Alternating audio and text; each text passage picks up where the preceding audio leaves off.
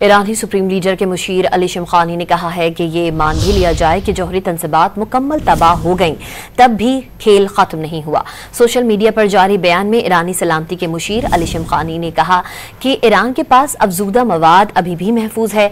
खामनाई के मुशीर ने मजीद कहा कि अंधे हमलों से बचें, सरप्राइज का सिलसिला जारी रहेगा।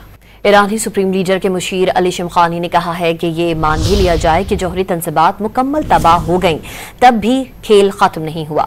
सोशल मीडिया पर जारी बयान में ईरानी सलामती के मुशीर अली शमखानी ने कहा कि ईरान के पास अफजूदा मवाद अभी भी महफूज है। खामनाई के मुशीर ने मजीद कहा कि अंधे हमलों से बचें, सरप्राइज का सिलसिला जारी रहेगा। ईरानी सुप्रीम लीडर के मुशीर अली शमखानी ने कहा है कि ये मान भी लिया जाए कि जौहरी तंसीबात मुकम्मल तबाह हो गईं, तब भी खेल खत्म नहीं हुआ।